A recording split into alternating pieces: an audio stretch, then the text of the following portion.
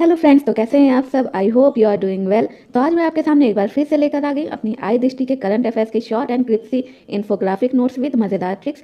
तो इससे पहले मैंने ऑलरेडी इसके 4 पार्ट्स करा दिए हैं।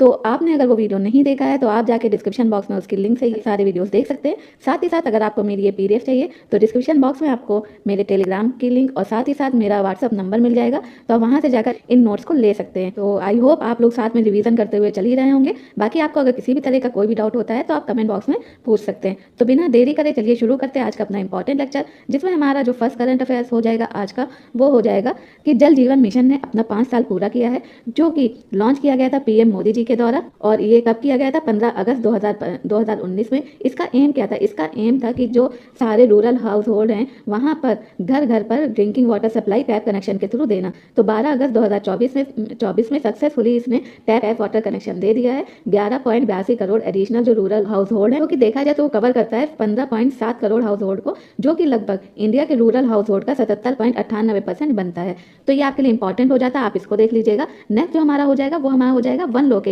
One nation one location. ये जो लॉन्च किया गया, ये लॉन्च किया गया ministry of road transport and highways के द्वारा। और इसका एम क्या है? इसका एम है कि जितने भी ट्रांसपोर्टेशन सिस्टम है, लाइक आपका हो गया roadways, railways, airways, waterways, ropeways, इन सबको एक सिंगल हब में सेंट्रलाइज करना। और इसके जो 2 पायलट हब्स हैं वो कतरा और तिरुपति में है, उसी के साथ वाराणसी और नागपुर में है, जो कि नेशनल हाईवे लॉजिस्टिक मैनेजमेंट के थ्रू बने हैं। और नेशनल हाईवे लॉजिस्टिक मैनेजमेंट एक होली ओन सब्सिडायरी है किसकी? नहाई की। तो नहाई का फुल फॉर्म क्या है ये आपको कमेंट बॉक्स में बताना है, मैंने कल ही इसके बारे में आपको पढ़ाया था। फिर हमारी नेक्स्ट न्यूज़, फिर हमारा नेक्स्ट करंट अफेयर्स जो कि हो जाएगा national forensic infrastructure enhancement scheme.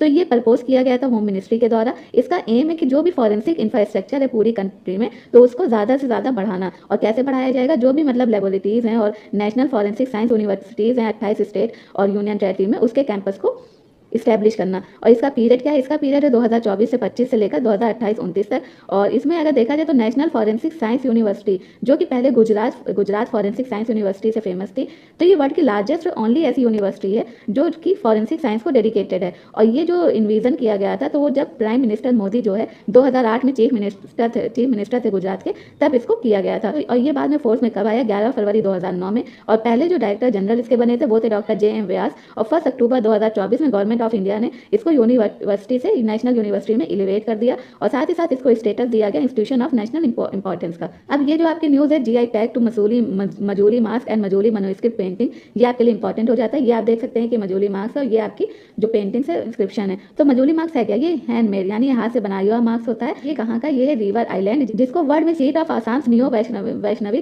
Tradition के नाम से भी जाना जाता है। और ये जो डिस्ट्रिक्ट है मजूली की, ये कहाँ पर है? आसाम में। तो ये आपको पता होना चाहिए कि आसाम का जो मजूली डिस्ट्रिक्ट है उसको रिवर आइलैंड के नाम से भी जाना जाता है। तो ये क्या है? तो ये जो है एक तरह का कैरेक्टर प्ले करता है भावनाओं के उसमें, लाइक आपका एक्सप्रेशन को एक्सप्रेस करने के उससे हो गया, या आप कह सकते हैं जो थिएटर में जो परफॉर्मेंस होती है, तो अपनी परफॉर्मेंस के थ्रू लोगों को डिवोशनल मैसेज देना। और जो मजूली मनोस्क्रिप्ट पेंटिंग है, तो ये 16वीं सेंचुरी में ओरिजिनेट हुई थी और ये बनाई जाती, ये लिखी जाती थी साची पत्त पे। साची पत्त क्या होता है? ये एक तरह का बार्क होता है, छाल होता है, जो कि साची और अगर पेड़ का होता है। और ये लिखा कैसे जाता था, ये बनाया कैसे जाता था? तो होम मेड इंक जो है वो इसमें यूज़ की जाती थी। अगर हम इसके एग्जाम्पल की बात करें तो इसका एग्जाम्पल हो जाएगा जो अडिया दशमा है भगवत पुराण का, जो कि आसामीज में लिखा हुआ है श्रीमंत शंकरदेव में, तो वो इसका एग्जाम्पल हो जाएगा। और इसको संरक्षण दिया गया था अहोम किंग्स के द्वारा। तो ये आपके लिए इंपॉर्टेंट हो जाता है। नेक्स्ट जो हमारी न्यूज़ है तो वो है PM जनमन यानी प्रधानमंत्री जनजातीय आदिवासी न्याय महाअभियान। तो ये लॉन्च हुआ था PM मोदी जी के द्वारा। और कब लॉन्च हुआ था? 15 नवंबर 2023 में जनजातीय गौरव दिवस पर इसको लॉन्च किया गया था। तो वो था खुंती डिस्ट्रिक्ट झारखंड से। इसलिए कैंपेन भी चला था इंफॉर्मेशन एजुकेशन और कम्युनिकेशन 25 दिसंबर 2023 में, जो कि चलाया गया था मिनिस्ट्री ऑफ ट्राइबल्स के द्वारा। इसका एम क्या था? इसका एम था कंट्री के जो 200 डिस्ट्रिक्ट हैं जिसमें 22,000 particular vulnerable tribal group families हैं, उन तक इसको पहुंचाना। तो अब हमारा समृद्ध प्रोग्राम, जिसकी अगर हम फुल फॉर्म देखें तो वो हो जाएगा startup accelerators of MeitY for product innovation development and growth. अगर हमें किसी की फुल फॉर्म पता हो ना, तो हमको वैसे ही आइडिया लग जाता है कि वो है किससे रिलेटेड। तो ये लॉन्च किया गया था अगस्त 2021 में मैटी के द्वारा। और इसका एम क्या था? इसका एम था सपोर्ट करना 300 सॉफ्टवेयर प्रोडक्ट को। और किसके अंडर में चल रहा था? तो ये जो national policy on software product 2019 है, उसके अंदर में इसको शुरू किया गया था। और ये इंप्लीमेंट किया गया था जो मैटी स्टार्टअप हब है और डिजिटल इंडिया कॉर्पोरेशन है उसके द्वारा।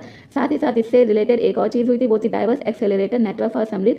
तो ये एक तरह से गवर्नमेंट ऑफ इंडिया के 100 दिन के एजेंडे का पार्ट था, जिसमें जो 125 स्टार्टअप है उसको सेलेक्ट और सपोर्ट करने की बात की गई थी। फिर हमारा 35 शिल्प दीदी महोत्सव, तो ये 16 से 31 अगस्त 2024 में हुआ था न्यू दिल्ली में। ये लॉन्च किया गया था office of development commissioner under minister of textile. कितने दिन के लिए? 100 दिन के लिए। इसका प्राइमरी ऑब्जेक्टिव क्या था? इसका प्राइमरी ऑब्जेक्टिव था जो फीमेल कारीगर हैं तो उनको एम्पावर करना, उनको फाइनेंशियली इंडिपेंडेंट बनाना। और ये जो सर्वे हुआ था तो उसमें 100 वीमेन जो कारीगर हैं उनको आइडेंटिफाई किया गया था शिल्प दीदी के रूप में, जो कि 23 स्टेट के 72 डिस्ट्रिक्ट को रिप्रेजेंट करने वाली हैं। और इसमें इस प्रोग्राम में जो कवर किया गया था वो 30 डिफरेंट क्राफ्ट्स को कवर किया गया है। अब लखपति दीदी सम्मेलन जो है तो ये एक सेल्फ हेल्प ग्रुप मेंबर से रिलेटेड है जो लगभग 10,000 या उससे ज़्यादा एनुअली कमाती हूँ। तो ये अनाउंस किया गया था पीएम मोदी के द्वारा 15 अगस्त 2023 में अपने इंडिपेंडेंस डे स्पीच में।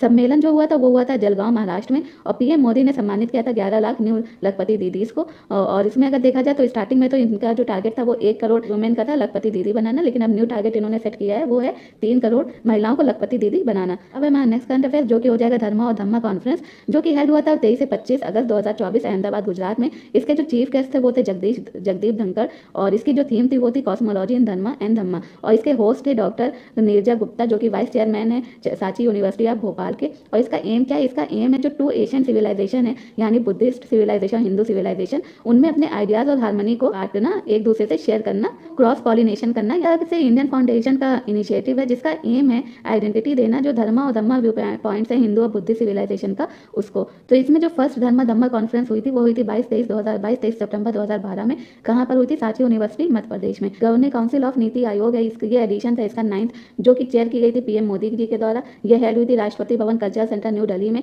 इसको अटेंड किया गया था जो भी चीफ मिनिस्टर और लेफ्टिनेंट गवर्नर थे जो कि रिप्रेजेंट करते 20 स्टेट और 6 यूनियन टेरिटरीज को। वो इसका एम क्या था? इसका एम था 2047 तक जो भी नेशनल प्रायोरिटीज और स्ट्रेटजीज हैं उसमें जो विजन है उसको डेवलप करना और इंकरेज करना हर एक स्टेट और डिस्ट्रिक्ट को। साथ ही साथ इंडिया को वर्ल्ड का 3rd लार्जेस्ट इकोनॉमी बनाना 2047 तक जीडीपी, जिसमें और ये बनेगा जीडीपी टारगेट के साथ, जो कि हो जाएगी यूएस डॉलर 30 ट्रिलियन।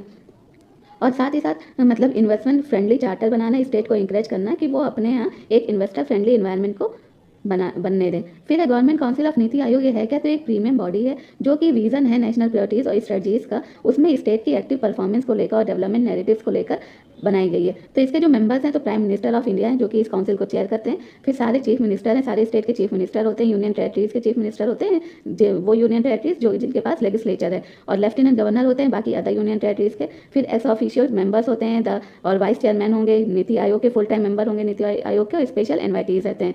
अब रीसेट क्या है? तो रिटायर्ड स्पोर्ट पर्सन के लिए एक प्रोग्राम है, और ये जो बनाया ये लॉन्च किया गया है मिनिस्ट्री ऑफ यूथ अफेयर्स और sports and labour and employment के द्वारा।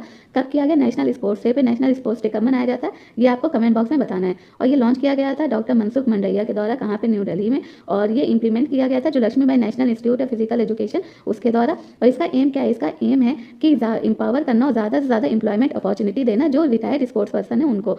इनकी एलिजिबिलिटी क्या होगी? तो सबसे पहले तो होगी कि वो खिलाड़ी हो, दूसरी बात होगी कि वो 20 से 50 साल के बीच में हो, तीसरी होगी कि वो एक्टिव स्पोर्ट्स से रिटायर हुआ है, उसके बाद हो जाएगा कि वो विनर या पार्टिसिपेंट हो इंटरनेशनल मेडल्स या इंटरनेशनल इवेंट्स में, उसके साथ ही साथ नेशनल मेडलिस्ट हो या स्पोर्ट्स मेडलिस्ट या पार्टिसिपेंट्स हो कंपटीशन, जो ऐसे कंपटीशन में जो कि रिकॉग्नाइज किया हुआ नेशनल स्पोर्ट्स फेडरेशन या इंडियन ओलंपिक एसोसिएशन के द्वारा। फिर हमारा नेक्स्ट संपूर्णता अभियान कैंपेन, तो ये भी नीति आयोग के द्वारा लॉन्च किया गया था। ये क्यों लॉन्च किया गया? ताकि इन कंट्री में जो भी सिटीजन है उनका पार्टिसिपेशन ज़्यादा से ज़्यादा लिया जा सके। और ये ऑर्गेनाइज हुआ था 112 जो एस्पिरेशनल डिस्ट्रिक्ट और 500 एस्पिरेशनल ब्लॉक्स में। 3 महीने का ये कैंपेन था, 4 जुलाई से 30 सितंबर 2024 में। इसका एम था कि सारे एस्पिरेशनल डिस्ट्रिक्ट और ब्लॉक के जो 12 की सोशल सेक्टर इंडिकेटर है उसमें 100% सेचुरेशन अचीव करना। तो एस्पिरेशनल डिस्ट्रिक्ट प्रोग्राम 2018 में लॉन्च हुआ था। इसका एम था कि तेज़ी से जो 112 डिस्ट्रिक्ट है कंट्री में उसको ट्रांसफॉर्म करना। उसकी थीम क्या थी? मतलब कहाँ पे ट्रांसफॉर्म करना? तो आपका हो गया health, nutrition, education, agriculture, water resources, financial inclusion, skill development और इंफ्रास्ट्रक्चर। उसके साथ ही साथ जो एस्पिरेशनल ब्लॉक प्रोग्राम था तो जनवरी 2023 में जो है ये लॉन्च हुआ था। इसका एम था जो भी एसेंशियल गवर्नमेंट सर्विसेज है पूरी कंट्री में, जो 500 ब्लॉक्स सर्विसेज में जो एसेंशियल गवर्नमेंट सर्विसेज है उसको फुलफिल करना। इसका एम क्या था? वो था health, nutrition, education, agriculture, allied service, basic infrastructure and social development.